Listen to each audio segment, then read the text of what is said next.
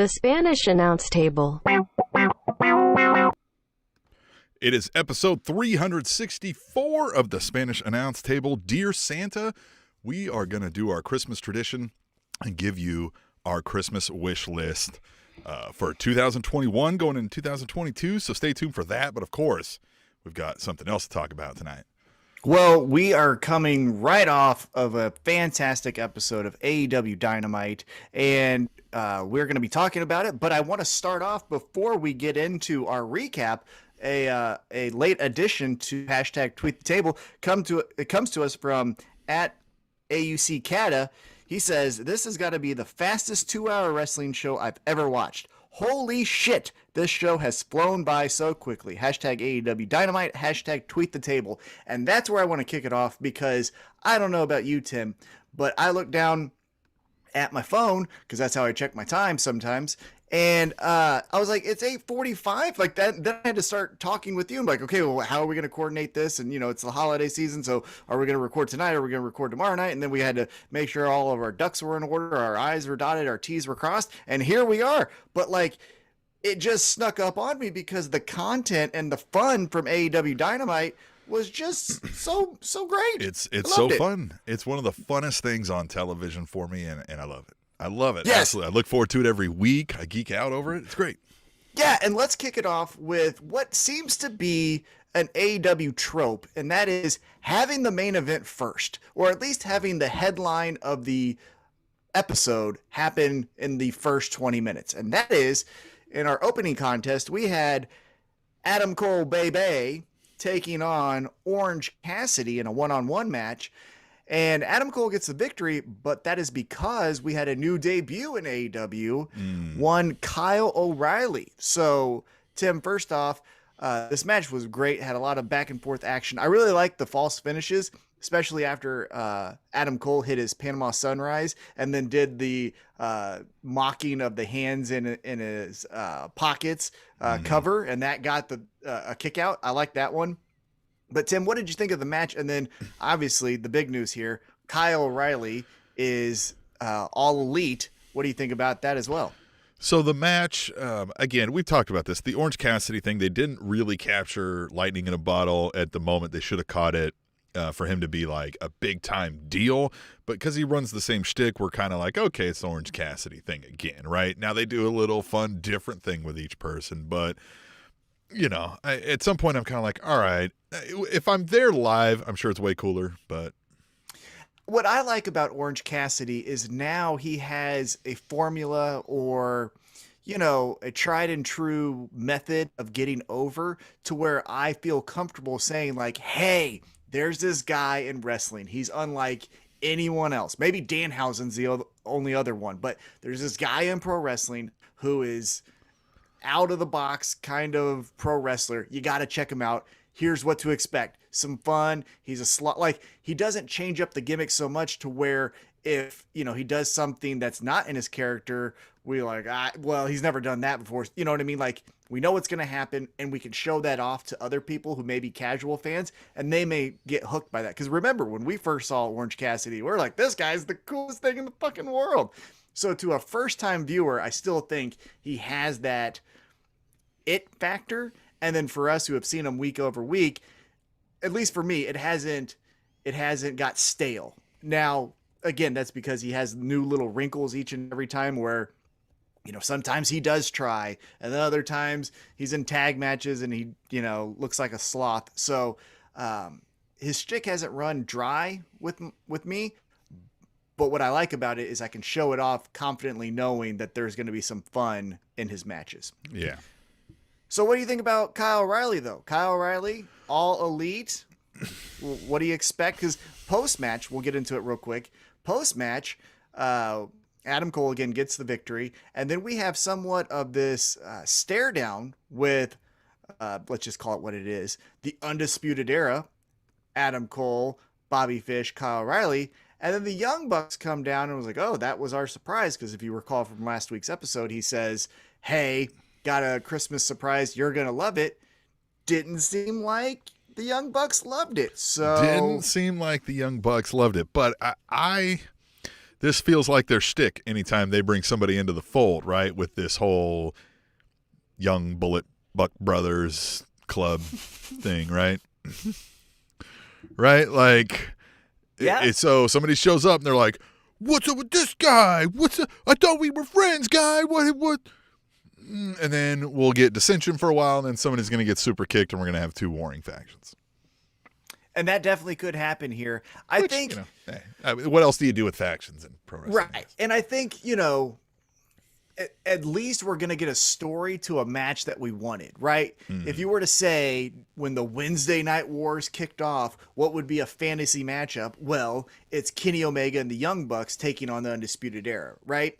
But with the way Adam Cole, Bobby Fish, and Kyle O'Reilly came into the promotion, you can't just go like, and now Adam Cole hates the Young Bucks, and here we go. Like, there has to be some steps to get to the match, and they do that well, right? Obviously, they had the best storyline of 2021 with Hangman becoming the AEW champion. So I have confidence that they're going to tell this story really well, but the payoff is what the fantasy matchup is, right? Undisputed Era, Kenny Omega, Young Bucks, trios match, next pay-per-view probably. The thing that I thought was interesting about this is, and I told you this before we started recording, so next week it's going to be the Best Friends, which I consider the Best Friends not just Trent and Chuck Taylor. I consider the Best Friends Trent, Chuck Taylor, and Orange Cassidy. Like, that is, you don't have to say the Best Friends with Orange Cassidy. I think it's one and the same. But you get the Best Friends taking on, essentially, again, the Undisputed Era. And if I would have told you at the start of 2021, hey, Tim, so there's this Wednesday Night War thing, right? I'm going to give you a matchup by the end of this year where it's going to be the Undisputed Era in AEW taking on the Best Friends. Like, that's mind-boggling. It's crazy how quick things are changing in pro wrestling, which I think is so much fun. And we'll get into some dear Santas of what may happen or what we may want to happen in 2022. But yeah, so next week, Undisputed Era, Best Friends, they're gonna tangle up. And this is great because I like Best Friends, and this gives them something to do without being the focus, right? While they figure out what they want to do next, they're still going to get matches. They're still going to get TV time. And then once they leave this storyline, hey, maybe we do something crazy. So maybe, I mean, we'll see. I like that this is the real Undisputed Era and not Undisputed Era with Roddy the Body. Yeah.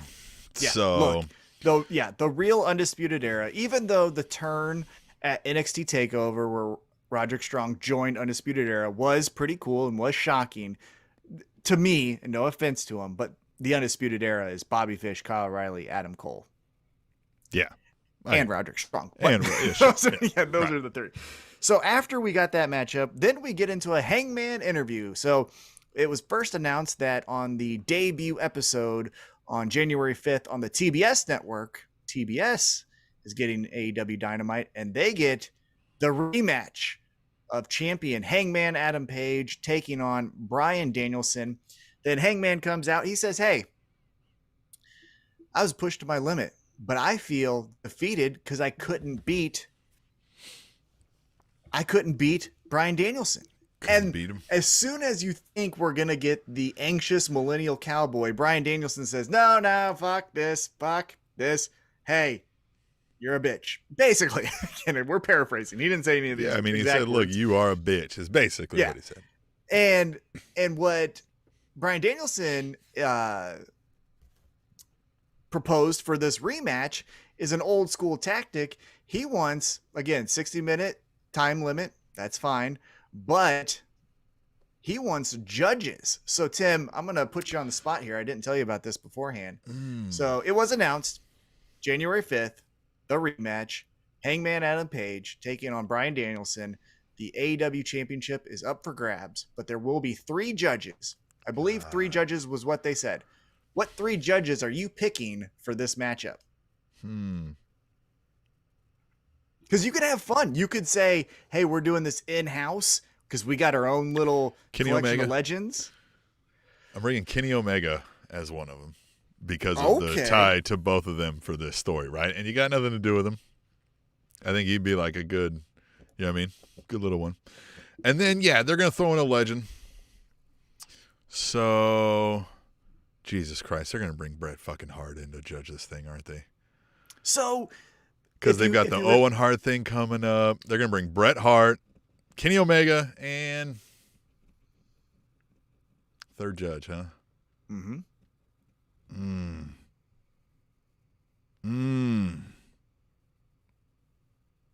Fuck, I think they're going to pull blame and go somebody like Mark Henry or something. Okay, great idea. Not that that's lame. Now, I mean, you know, Mark Henry's good, but you get what I mean. Yeah, but now I'll just say if you get a chance to it's Tim's booking. You got the pencil. What three judges do you want in there? Not trying to predict what AEW will do, and I'll give you my answers as well. Well, I like the Kenny Omega thing that I came with because I'm smart and I like that. You are smart. Then, damn, I don't know, man. I don't even like. I'm probably gonna lean towards something storyline wise. So then maybe I'm going to put in CM Punk, right? Because we got the CM Punk, Bryan Danielson thing just waiting in the wings, right? And, I mean, the champ, right? CM Punk's hanging around. He's winning some fights, right? And then, who else? Who would be a third? I'm stumped on a third. I don't know. What do you got? What's your three? So, I think, this is what I'm guessing. I think who they're going to have is Paul White, Big Show, as one judge. I think they're going to do Arn Anderson, second judge. And then I think they want diversity and a heel in there. And I think they're going to do Vicky Guerrero. I think that'll be your three judges. Okay. Now, if I could do it, this is who I'm picking. First judge, I'm picking Sting. Because if you recall, Great American Bash, when he beat Ric Flair for the championship, there were judges ringside. Like that was the part of the stipulation. So this goes back to his time getting over as, you know, your first ever WCW champion. So I'm putting Sting in there for history. Then I'm putting Eddie Kingston in because he doesn't give a shit about any of these people. The only person he cares about is him, maybe Jon Moxley, and that's it. Sometimes Santana and Ortiz, but he doesn't fuck these guys, right? He's the best guy. Like, he's going to give you, like, who won the match between Danielson and Hangman? Eddie Kingston. Fuck off, right? So I'm putting Eddie Kingston as my second judge. And then my third judge is where I'm going to put in Tully Blanchard. I think Tully Blanchard can just cause disruption. Maybe he gets paid off from MJF because MJF wants to backdoor get a title shot. Because, again, he said, hey, I'm beating everyone here. I want the title shot. And that's how CM Punk came down, right? So I could see Tully Blanchard being the screwy judge who got paid off by the Russians or by, you know, in this case, the Pinnacle. So that's who I'm going with. I'm going Eddie Kingston, Sting, Tully Blanchard. And then again, Sting and Tully Blanchard could be knocking elbows during the match and we might get a fight between the judges. So that would be fun too. So yeah. So there we go. We got that matchup. And again, we got the promo between Hangman and Bryan Danielson. So we get that match in 2 weeks. Can't wait for the debut on TBS. And then after that, we got a quick fire promo from MJF. Here's how good MJF is. That promo on WWE programming is the highlight of the week for WWE. And for AEW, that's just first hour. We've got the rest of the show to get to. He was cutting down Darby. He was cutting down Sting. He was obviously cutting down CM Punk. I mean, incredible. Worked in a little bit of dissension between him and MJF. Thought that was really well done. My two favorite promo artists in pro wrestling right now are Eddie Kingston and MJF. They're both sitting there in AEW. Yeah. It's just incredible. Mm-hmm. One, the effort that MJF doesn't seem to put into his promos and never flubs a line. It's never and then it's just never a once, never an never like I have to repeat a word. Nothing. At least not off the top of my head, right? You could bring up maybe there was one in January, but none noticeable that we would think of, and like that's kind of the mark where I'm like, MJF's probably the kind of guy who we might see now. Again, he loves wrestling and wrestling's in his blood, and he's been wanting to do this for a long time. But like, don't be shocked if he's a guy who gets out early and goes to Hollywood. Oh, I mean, yeah, he's young enough because he's got it. Or he's even live action theater, like he's got it. Yeah, he has the talent, that is for sure. And then you mentioned Eddie Kingston. The reason why I love Eddie Kingston is I don't feel like it's ever a promo. I feel like there just happens to be a camera next to Eddie Kingston and he's mad or happy or whatever the emotion is, and he's going to let you know it. Like, it doesn't feel like and action. It's just like, oh, we're a fly on the wall and here's Eddie Kingston talking to us, right? So right. Fantastic, guys. But as we move back into the show, we get a quick match. Wardlow beats up Shawn Dean. I mean, he wins via murder by death. And then Sean Spears tries to, take a shine and get some chair shots. Wardlow is not happy. So what do you think happens with Wardlow and the Pinnacle here? I think this is where we're heading, right? Wardlow's going to get pissed. He's going to fight MJF. That's a good stall thing to keep MJF busy after, he gets done with the current feud. And it kind of thrusts Wardlow into a sink or swim moment. I don't know that I've seen a whole lot out of Wardlow to think like babyface push. So I don't know. The thing that I feel that I've been told about Wardlow is awesome. You get what I'm saying? Like, yeah. JR telling us this is a future player in AEW is what I've been told. And again, he is impressive. He can do the power bombs. I think though, again, as far as physicality and physique, and I know maybe his, shoot beliefs is what's getting him on the outskirts, but like Brian Cage is more physically impressive to me than Wardlow. Jake Hager is more physically impressive to me than Seen Wardlow. Rumors in the news that he's going to WWE, Brian Cage. I mean, that's perfect for him, right? He's perfect for there. Can't talk, looks like $1 million. They're going to make him a machine, like an actual machine. He'd love it. He came out like a Terminator when he fought Hangman at the Double or Nothing pay-per-view. So yeah, go. Oh yeah, he'll get a dress up like whatever comic book nerd thing they're all into. Yeah, right. Yeah, but what I'm saying is like Wardlow, it's like, okay, it just on paper it seems like it's the thing that you should like, but I haven't felt it. I haven't felt the like, oh, I got to see Wardlow, right? Right. Like, I agree. You were on vacation last week, and I definitely appreciate you giving me the time to do this show solo for once. For Christ's sake, I'm kidding. But like Hook has that I want to see Hook feel, right? Hook. Yeah. And Hook is just something different. He has the it factor where Wardlow has everything on paper that you want, but to me, it's just not clicking. At least not yet. Again, like you said, it's going to be a sink or swim when we get to it, so we shall see.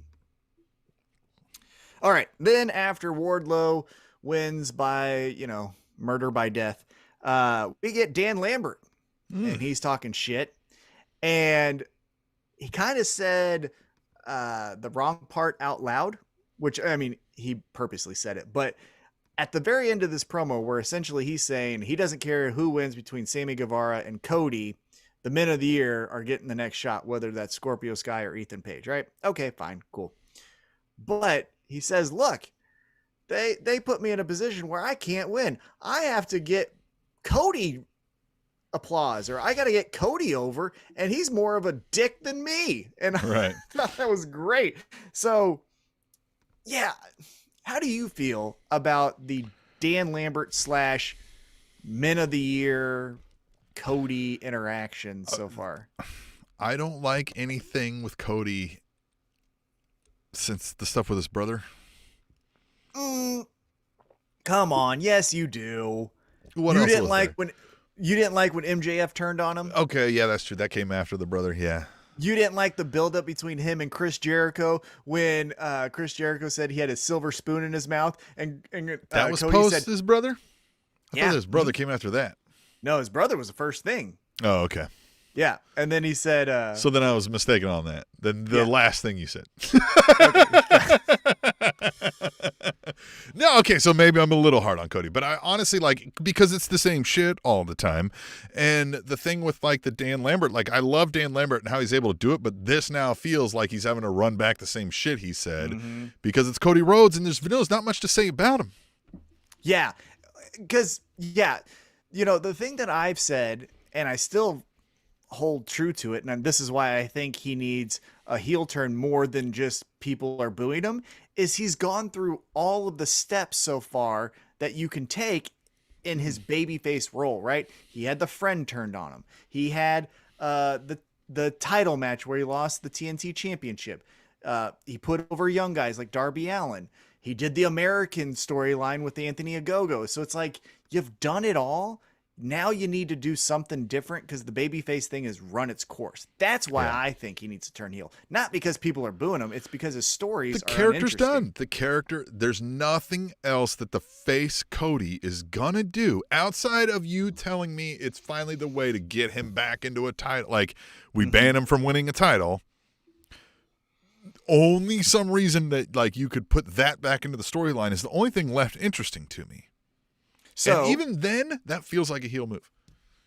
So here's the follow-up question for you then. Christmas night, Holiday Bash Night 2, the main event, Sammy Guevara, TNT champion, taking on Cody. What happens? Do you think this is where, hey, we need a shocking moment because it's Christmas night. We don't know if people are really going to be making sure to watch this, so we're going to give them reason to? Or do you think this is just Cody puts over Sammy like he did Darby? Yeah, I don't know. The Sammy thing ain't going anywhere, so put it on Cody to get it on somebody else, maybe, I guess. But then that's face-to-face, so it's not really helping be a transitional champion unless he does a heel move, and everybody loves Sammy. That's where, I think Men of the Year could be what do they call it, a red herring, where they're not really the thing that we should be paying attention to, and all of a sudden it's the Sammy Cody story. So, because then all Men of the Year have to do is laugh from afar and be like, oh, look, see, like pull a Heenan shit and be like, we fucking told you, you know what I mean? What a bunch of dorks. All right, you two small dorks go fight each other then, whatever. Like, we'll go after the tag titles, and then they do their thing. Yeah. I'm interested, though. I will say that. I know this is going to be one of the harder times online because they're doing it right now, right? They're taping Rampage as we speak, and then it's going to air on Friday night. I got to stay offline because I don't want to know, but I do have this feeling that AEW, Tony Khan, is going to say, like, you need to be watching us on Christmas night because we're going to do something crazy, right? Like, it feels like the writing's on the wall there. So we'll see. We shall see.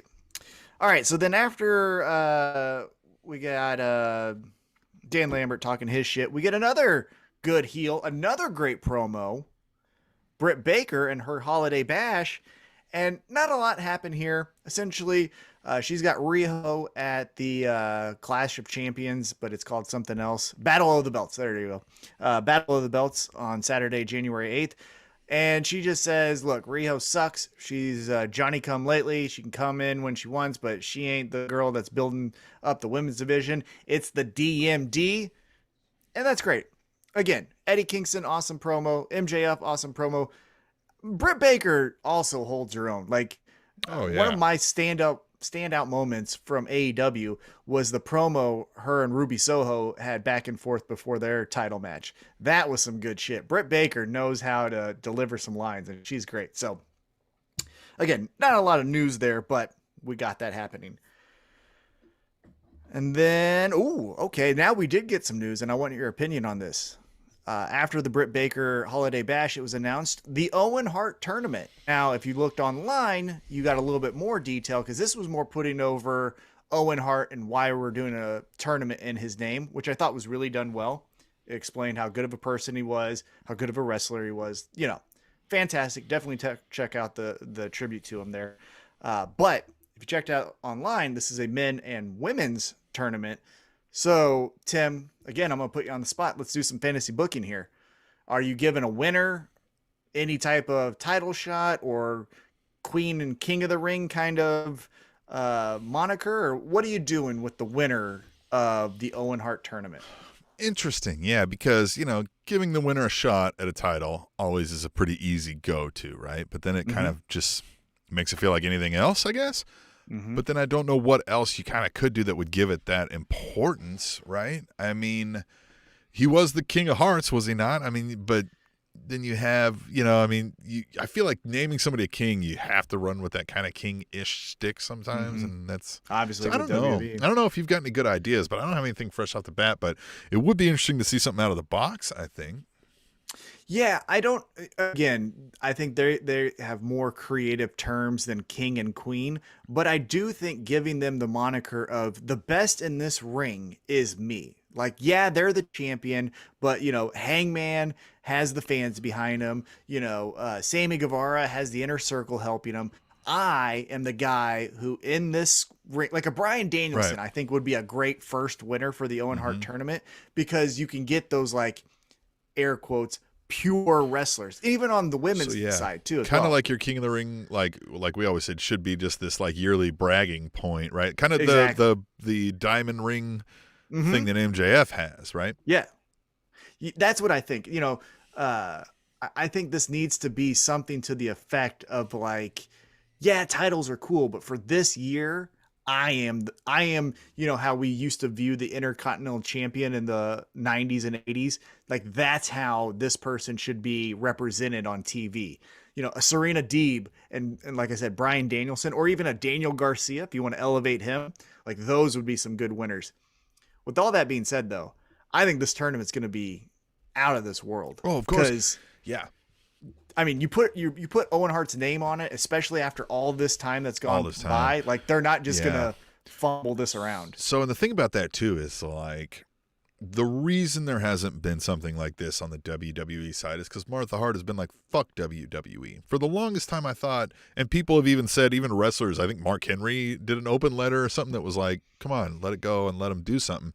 But I'm kind of glad it didn't, because now I think look, if you're not on our side of saying fuck WWE, just wait. I've got more to say on that later in the show. Well, wait till we get to Dear Santa.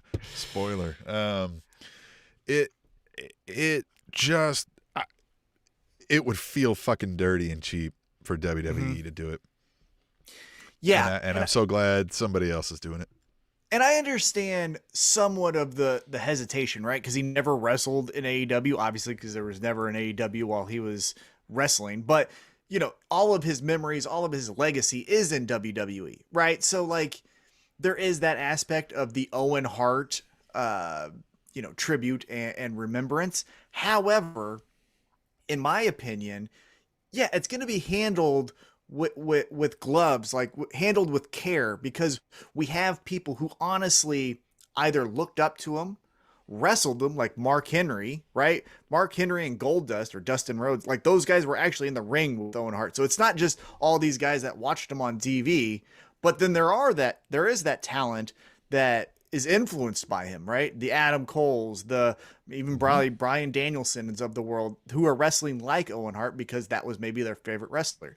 So I'm excited as a fan, though, that knowing all of that, Tony Khan being a wrestling fan and the booker, and then all the talent wanting to do their best for Owen Hart, like this might be next year's, I know we got the G1 Classic or Climax and all this stuff, and maybe we do another King and Queen of the Ring, but I think the tournament of the year is going to be this Owen Hart tournament.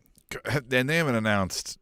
They haven't announced, no. So right. I think they were going to. So if you went that route, if you went that route where you brought in some folks, use that forbidden door, get some big names from around the world and kind of make it one of those like G1 Climaxes where it's a bit of an invitational and like, you got to be, a great idea. You got to be pretty fucking well respected. We're not getting over somebody like we're trying to see if the crowd takes to this guy, right? Like you're not in that tournament, right? Like that's a great idea, because everybody unilaterally loved Owen Hart and thought he was one of the best workers in the thing. And this was not even the hindsight rose-colored glasses thinking, not wanting to think ill of somebody that's passed. This is in his time.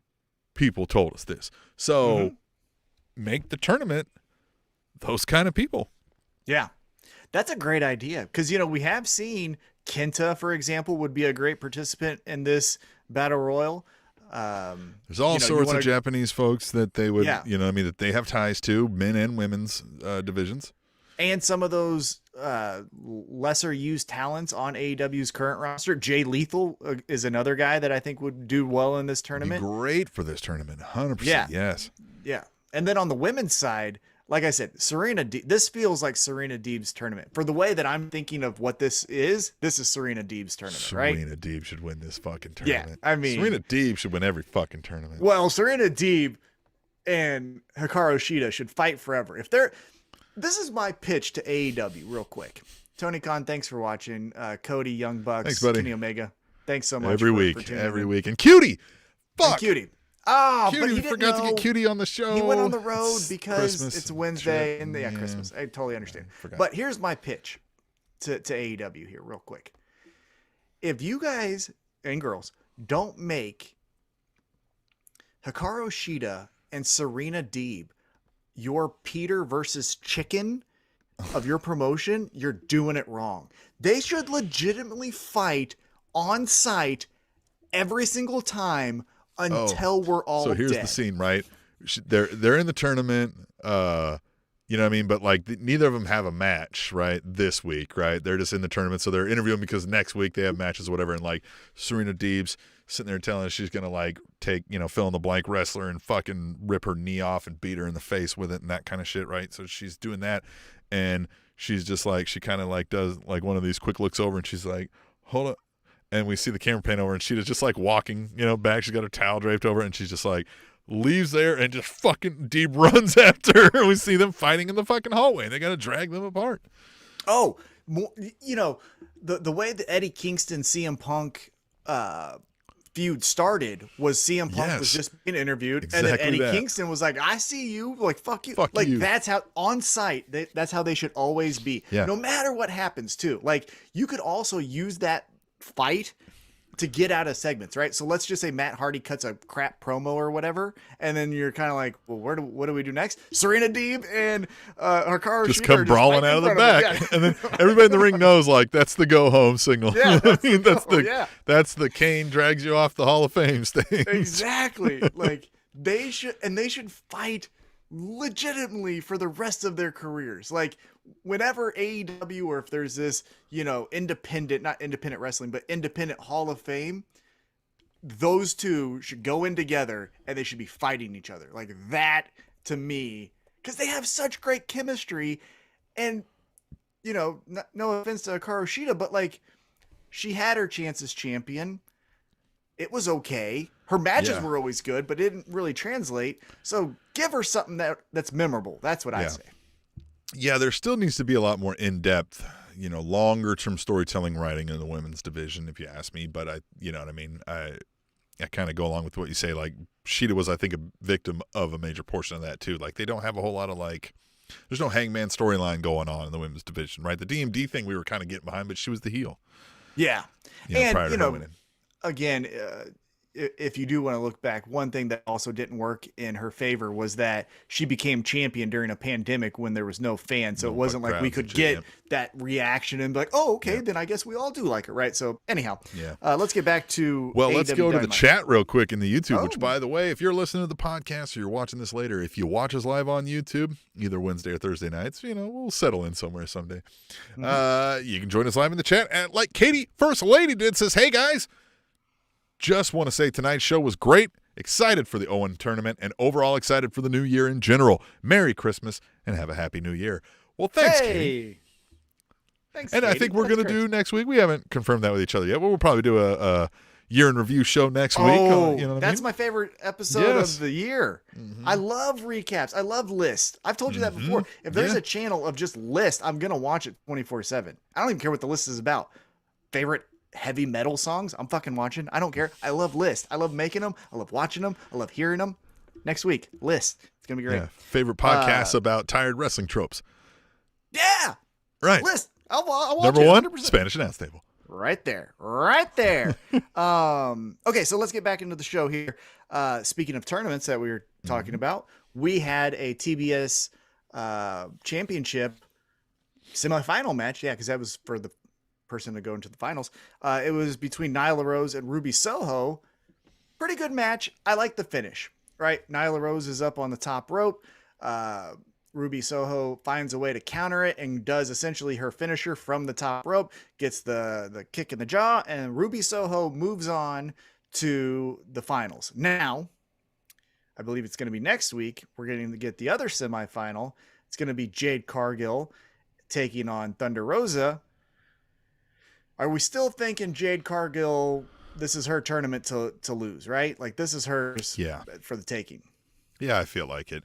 It's an easy way to get hardware on her it doesn't need to be the world title, because usually you want somebody who can put in, let's say we had to do a 30-minute 40-minute match. Mm-hmm. Jade Cargill's not that right now. And not to disrespect her, but I just think I think we all agree she's still learning in the ring and very coming along great for where she's at in her time in. But so I think it's a good way to get her hardware there and still establish her dominance, right? And then it also gives a little bit more substance to what Mark Sterling is saying, right? Smart Mark Sterling, because then do his Paul Heyman, Bobby Heenan, fill in the manager type of tropes where it's like, this is the best woman in professional wrestling. Look at the championship. It's bigger than the women's championship, which it is, but no big deal. Like he can do all of those things. So yeah, I think this is for Jade. And again, Jade winning over Ruby Soho, I think is good.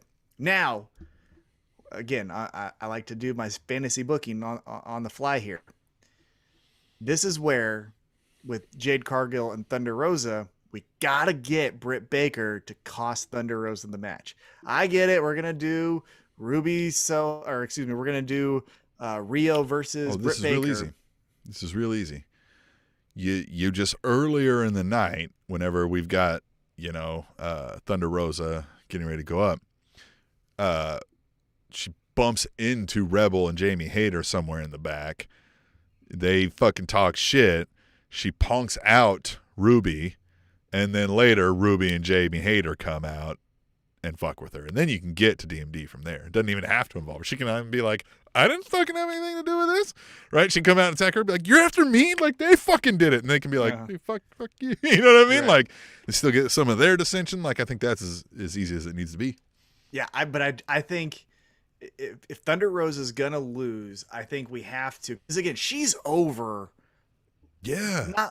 More than most women on that roster, right? Yes. And organically so.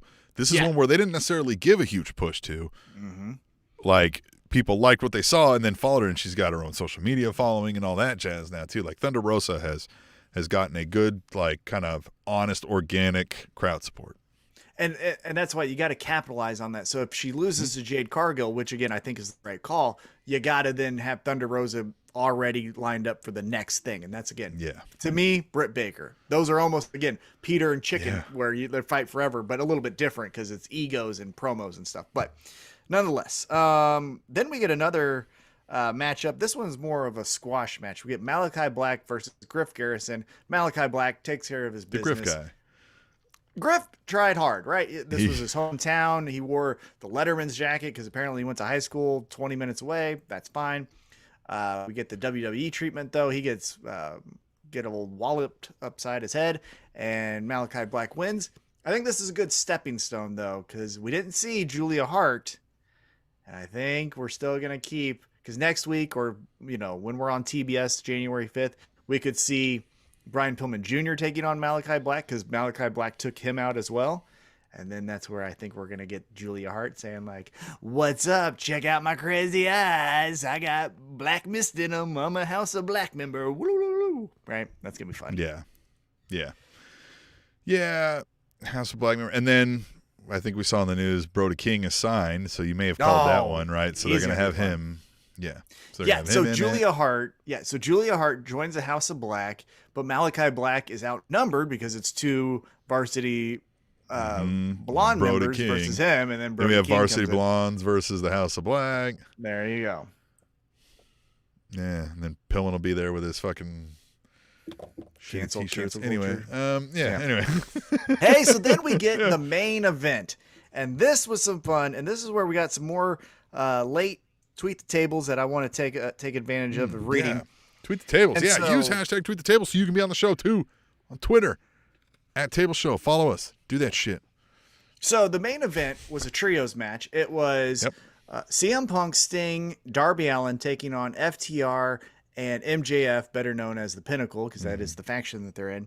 And at AUC Cata says, crazy to think back in 2014 when CM Punk left WWE that he would one day not only return to wrestling, but team up with a legend like Sting.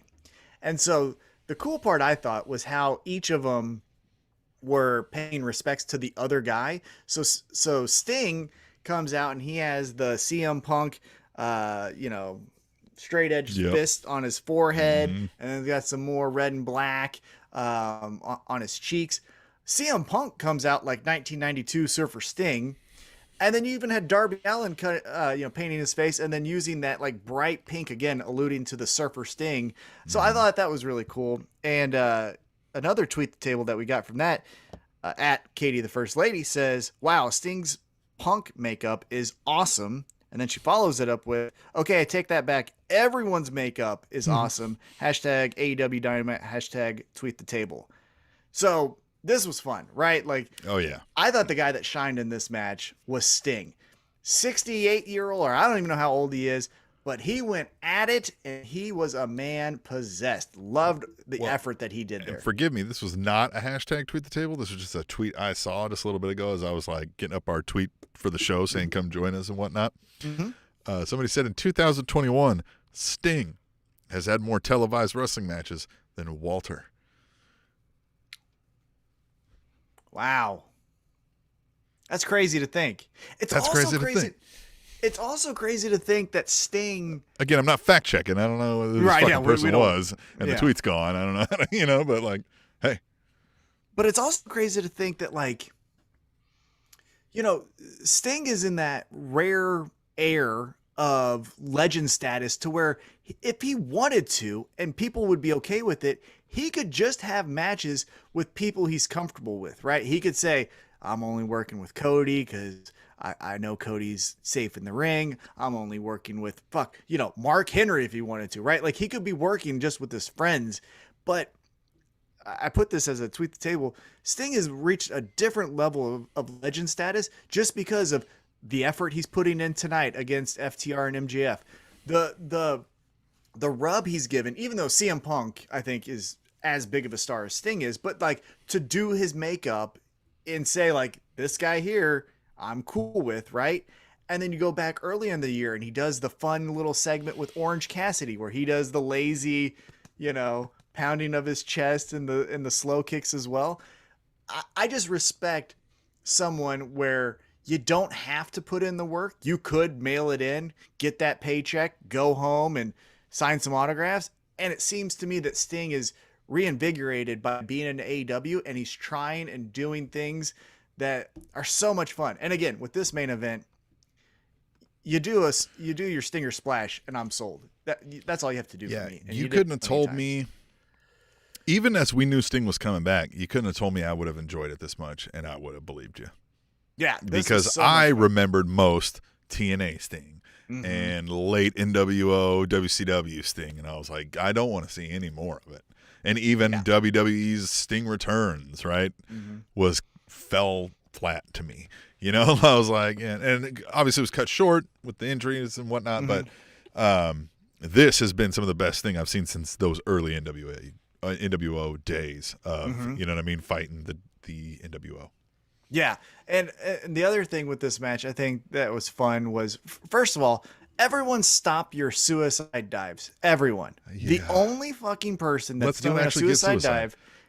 Well, yeah, but the only person who's doing that dive, and what is Excalibur calls it something else, but it's a suicide dive in my book. But the only person who's doing this from now on, 2022, everyone stops. Darby Allin's the only one doing this because he fucking... There is no regard for his well-being when he does this. He goes at 100 miles per hour. He hits you with his shoulder, maybe rib cage, maybe an elbow. It's incredible. Like, that's the only guy that's doing this from now on. Everyone else, stop it. You're not on his level. What does he call that thing? A suicida or something like that. Yeah, he calls it suicida. Tope suicida. Yeah, whatever that means. I have no idea. We don't fact check. Maybe you are right now. But that was my takeaway. And then I don't know if you caught this, but when MJF, so the story of the match, even though the effort from CM Punk from Sting is what I'll remember. I think the story was MJF just totally avoiding CM Punk at all costs. But when MJF runs into the crowd and then comes and goes by a couple sections and then comes down and goes back into the ring, Punk got gassed. Love you, Punk. Think you're fun. Think what you're doing is A-okay with me. But you're breathing pretty heavy before Darby Allin, was able to bail you out with that suicide dive. But nonetheless, Sting, CM Punk, Darby Allin get the victory. And that was your AEW Dynamite. Again, I think what we're going to remember from this is the debut of Kyle O'Reilly. And Kyle O'Reilly, man. Undisputed Era reunited. But what are they going to call him? What are they going to call him? Give me a name for the Undisputed Era. That's a good question. Absolute. Call him Absolute. Just one word. Like, you don't have to have an era. They're going to call him the Elite Era?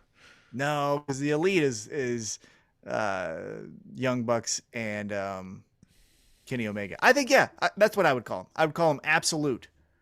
This is the Absolute. Yep. I like it. Absolute, just that. Just Not that. even the Absolute, just Absolute. Absolute. Because I like Undisputed Era was a bit of a non-traditional naming pattern, right? Non-naming style for a group, which I liked, to be honest with you. I thought like that, to me, I didn't get into them as much as others did in NXT, right? Like when they were running NXT, and I know they had a long run, that's when I actually tuned out. But I wouldn't say it was necessarily because of them. Like, they were probably the best thing on there. Oh, yeah. But it just really wasn't. I just never got into those three guys very much, right? I appreciate when they're in a match. Great match. But they never really bought me into storylines either, so I'm a little worried that they won't here either. Adam Cole so far hasn't. Yeah, but I think, the slow burn is going to be the story. Seeing the dissension, because we even had it night one where Adam Cole leaves with the Red Dragons and leaves the Young Bucks there. That's what they're called. Fucking Red Dragons. They're always going to be the Red Dragons. They're going to use that name, aren't they? So, and I also, this will also be able to, tie up the Young Bucks and those kind of guys without having to be about, a title, and it can kind of let some other guys shine in that regard. Oh, and we can do some real fun, especially with these guys booking it themselves, is you could do, right, the slow burn of Adam Cole leaves the Super Elite, does the Absolute, whatever we're calling them, right, does the Undisputed Era, taking on the Super Elite, but then the knife you could stab in Kenny Omega's back is Adam Cole could be like, hey, did you ever watch that match? Because remember, when Kenny Omega left, he didn't say he watched back his match against Hangman, right? You could have the payoff next summer where Adam Cole, his last little dig, again, like I said, the knife in the back is, hey, Kenny Omega, by the way, when you lost your title to Hangman, did you watch that match back? Because there was two guys that gave their approval to Hangman before you were pinned. And then Kenny Omega does the looks left, looks right. And now all of a sudden we got dissension amongst the Super Elite. We got some fun here. I tell you what, this is going to be so much fun. Yeah, it is going to be fun. I'll give you that. So, it's gonna be fun. Again, that was your AEW Dynamite Holiday Bash Night 1. Tune in again this Saturday night at 8 o'clock Central Time, the one true time zone, for Holiday Bash Night 2. It's AEW Rampage, Saturday night, as I mentioned. And then next Wednesday is the New Year's, whatever they're calling it. That's going to be fun as well. And then we'll be here. I don't know if we're going to do it Wednesday or Thursday. We'll figure that out. We'll let you know. Stay tuned to Twitter Table Show when we get all of our ducks in a row on when we'll do a show. But we'll do a yearly recap show right around there as well, of course. Oh, yeah. Yeah, year in review. And what a year it was. So stay tuned for that. I'm excited. Tim, what are we doing next? Next, our yearly tradition. It is Santa. You can see Stone Cold giving Santa the stunner here because he didn't bring him enough beer. We like to give Santa a wish list. Now, I don't know if we've ever done much fact checking to see if a lot of these came true. I think we can say AEW is one of those wishes come true. It may not have been, I don't know what years we've asked for a valid number 2, right? A solid, real number 2. But there's been other Christmas wishes we've had. Go back and listen to any Christmas episode we've had, but it's a tradition for us. So, Tom, why don't you go first and give me your first, Dear Santa, what do you want? Yes. From Santa for Wrestling Christmas. Wrestling Christmas, Dear Santa. And by the way, before Tom does that, sorry, Tom. I know I asked you to go, but don't go. Okay. Use hashtag Tweet Table. Give us your Dear Santa. Tell us what you want for Wrestling Christmas. Yes, definitely. Let us know. We want to hear from you. And then we'll read it next week on our holiday recap year-end review. I like it. So, again, Dear Santa, here's my first wrestling Christmas wish. I want more licensed music for pro wrestlers walkout or themes, whatever we're going to call them. I love it. I love Hook's Action Bronson walkout. I love Jungle Boy's Tarzan Boy walkout. Yes. I love the Pixies and Orange Cassidy. The crossover appeal is too dumb to not do it, right? It's so great. And, you know, we grew up and the only thing that we knew was Jim Johnson has to make the music or CFO Why Bad Money Bunny Sign. doesn't do somebody's WWE theme music is beyond me. Don't know and don't Right. get it. But use more already established songs for wrestlers, and it's the easiest way to make a great first impression for Right. me. And as I mentioned this last week, when Hook came out, Yep. when I hear Action Bronson, I'm already intrigued. You can even have somebody who's got a person, right? Like, so let's say Hook just does, like, in a year, he updates his theme and it's a different Action Bronson song. Yeah, it can always change, right? Right. Like, and You can WWE keep has flirted with contemporary. it. Yeah, and WWE has flirted with it. Sasha Banks has Snoop Dogg as her walkout, but again, Yeah. that's yeah, not a she also song. gets a deal on that. Well, but that's not a song, right? That's Snoop Right. Dogg just adding a rap to a Sasha Banks established song. Right. Action Bronson's song was already there, Right. way We already before knew Hook it, was right. wrestling. Yeah. Tarzan Boy came out in the 80s before Jungle Boy was even born. So, like, Mhm. that's what I'm saying. Spend the money and use these licensed music for wrestlers' themes or walkouts, whatever we want to call it. So like that's it. my first Dear Santa. All right. My first Dear Santa. Santa, please give me an Eddie Kingston world title storyline where he wins the world title. Yep. Yes. Eddie Cosign. Kingston is I know we've said and we've pointed at a few people and said this can be your Stone Cold-esque man of the people guy, but nobody in pro wrestling can do that right now like Eddie Kingston could. I'm satisfied. Nobody. Even Hangman isn't doing necessarily that, even though he's kind of the people's champion right now. Like, you know what I mean? Like, I think that's a different story. That's more of those, like, I identify with the struggles of Hangman, right? But, like, I don't think Eddie Kingston's more of the guy where we would be like, that's the guy, though. I'm going to tell everybody, like, fucking, my fucking time, get out of here. You can't fuck with me. All I'm trying to do is live my life, and you're in the way. It's trying to get you the fuck out of the way, right? Mhm. That's a different character even than the Hangman. I want that Eddie Kingston chase and capture. Yeah, I agree with you. Hangman was relatable because we've all had self-doubt, right? That was the new wrinkle in a pro wrestling storyline where someone was chasing the title was the self-doubt. Could he even get over his own outside of insecurities? MVP's like run when he was like broke down and Oh, yeah. But like this that's the only thing, but that's not even close to the level. Yeah, this that is he more did, right. elevated. But with Eddie Kingston, the attribute that I think most closely associates him with the everyday man and the Stone Cold character is that he does bad things, right? We've seen him Faults. He has major low faults. blow and stuff like that. Yeah, we wouldn't consider Hangman stuff a fault. We'd be like, no, man, everybody has that, right? Like Eddie Kingston would be like, yeah, man, you drank too much last night and you pissed somebody off. Right. But Right. with Eddie Kingston, he'll do a low blow to win a match. But so would we, right? Like that's the relatable part is he's not the true, hey guys, like the John Cena, hustle, loyalty, respect. It's like I don't relate to that. Now some people obviously do, but like I don't relate to that. Where Stone Cold was, stunning Jeff Jarrett because he doesn't like him during a Monday Night Raw, that makes sense. There's people I don't fucking like, right? That I just want to punch in the face. And so like that attribute that Stone Cold has, Eddie Kingston also has. And to your point, yeah, that's what makes him the like everyday man because we've all made mistakes. And if you look back and if it was filmed, you'd be like, I shouldn't have done that. But like, I'm probably going to do it again. You know what I mean? Like that's what makes Eddie Kingston so great. Yes, and the he's great. believability. He's the like best. I said, yeah, I don't feel like Eddie Kingston's ever cut a written promo. Everything has just been him. Now, as where you said, where MJF is so pristine and so perfect, and we can't recall a time he even flubbed a single line.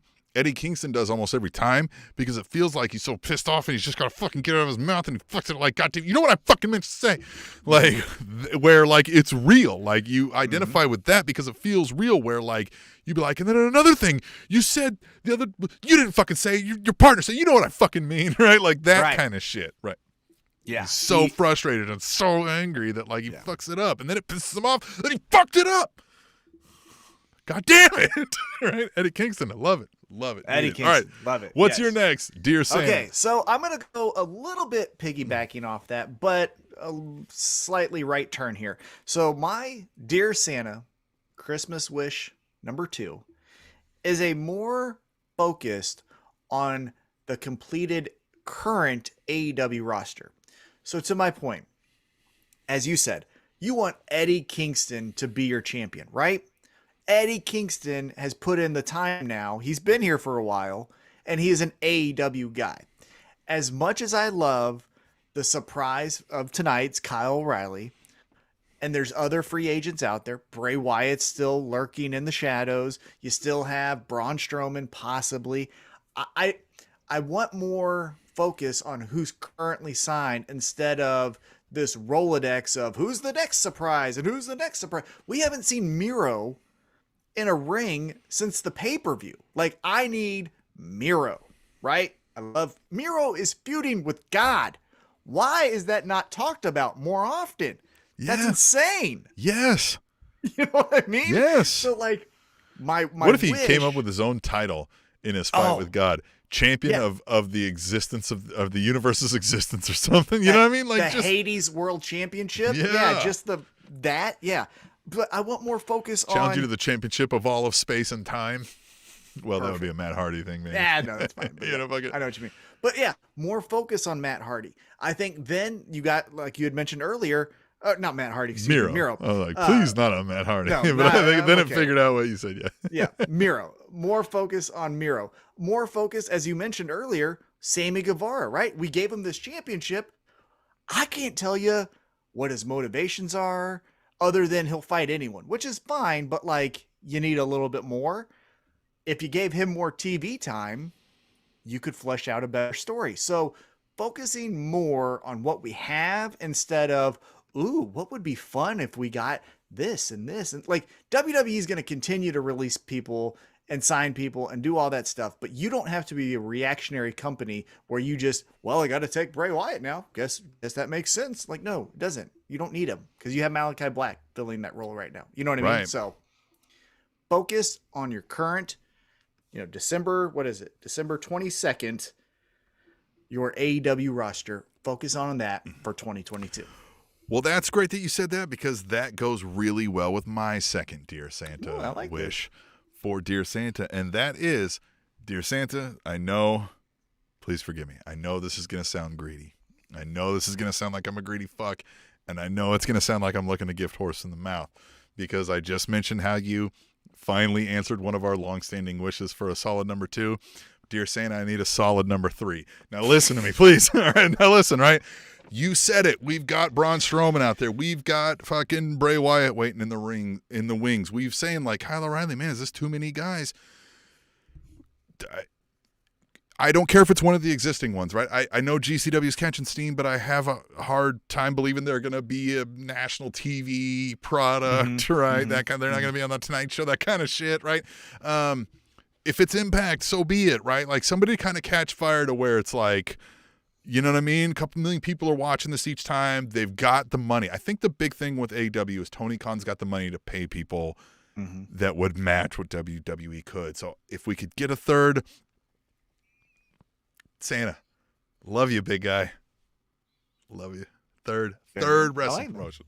All right. Well, that somewhat goes into my third wish, but again, taking another right turn here because I don't necessarily focus on we need a third. I think as the internet wrestling community, and here you go, Dear Santa, my third Christmas wish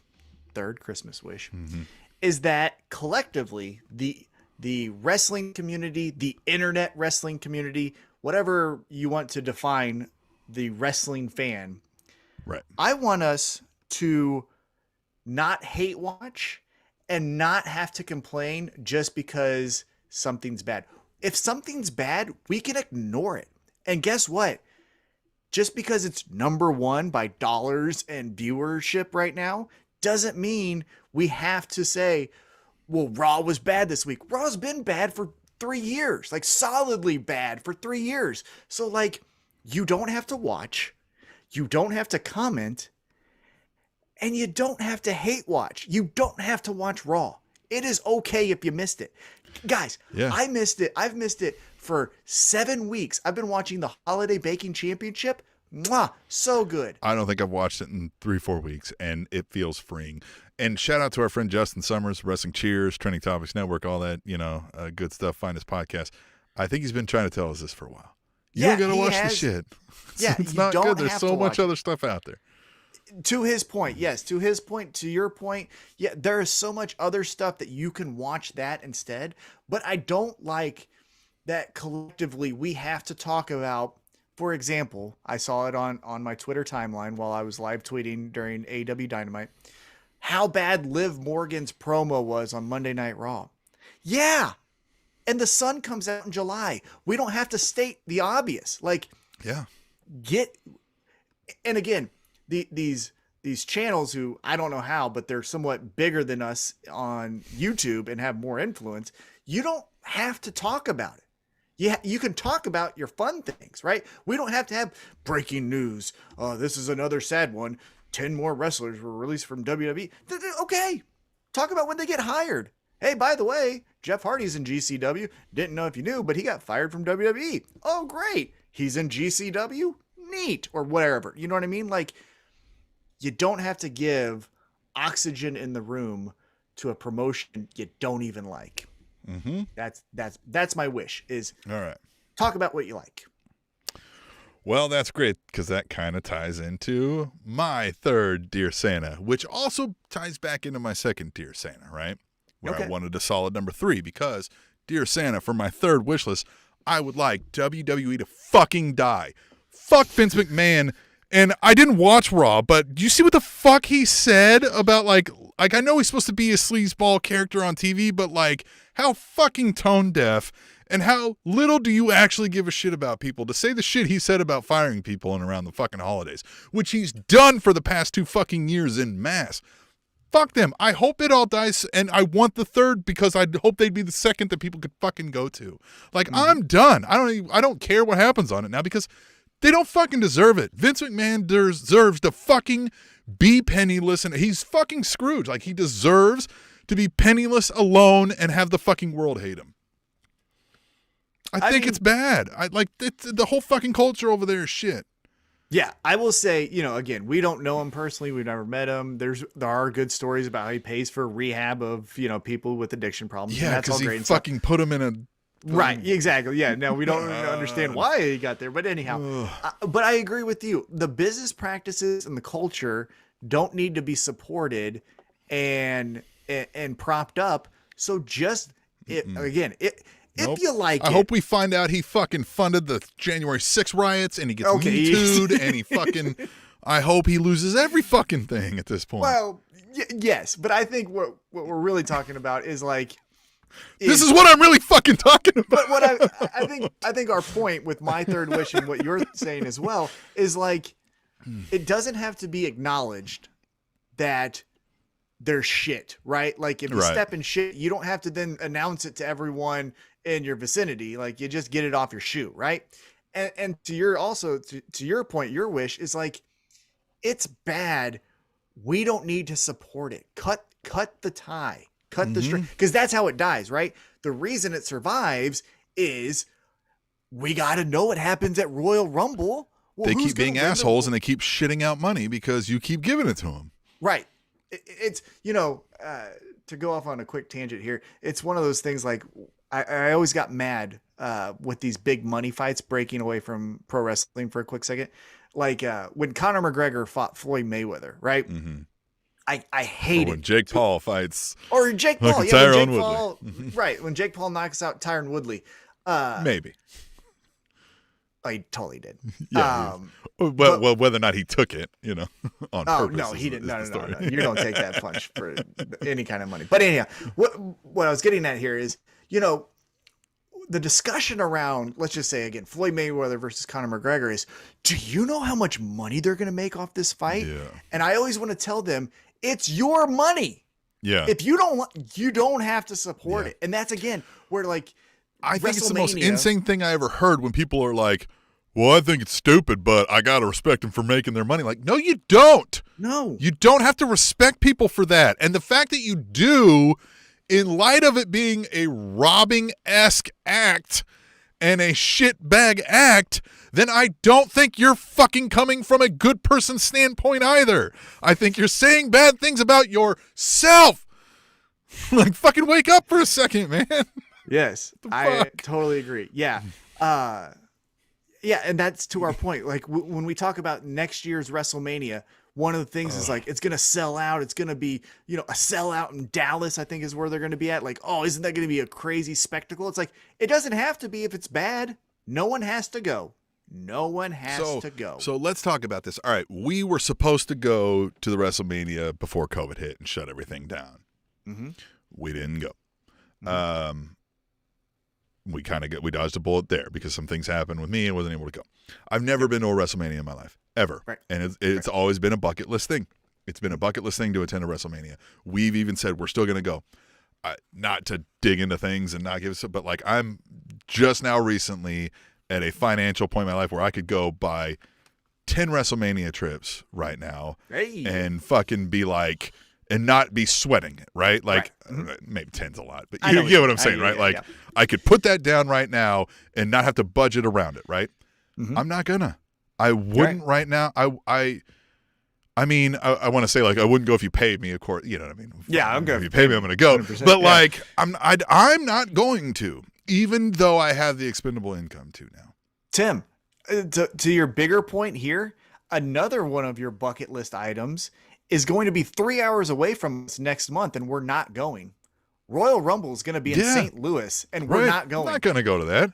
No. I've driven to St. Louis for Glory Pro. But we're not doing it for WWE. Yeah, exactly. Now, I know there's a different price point we're discussing, but again, what I said here, that's fine with me. I would pay the tickets. I would pay the fucking gas. I would go if it was an AEW show the level of a fucking Royal Rumble there. Yep, 100%. Well, yeah, I won't with WWE. And that's the thing. It's been a bucket list since I've been a fucking 25 to 30 years to go to this. And now I would be pissed if I found out somebody took some money from me and did it to buy that fucking thing. I'd be more pissed if you stole the money from me. If you bought drugs with it, I would be less pissed. I would be more pissed if you bought WrestleMania tickets. Right? Yeah. Anything that supported WWE. I wouldn't care if you went and fucking gave it to Trump.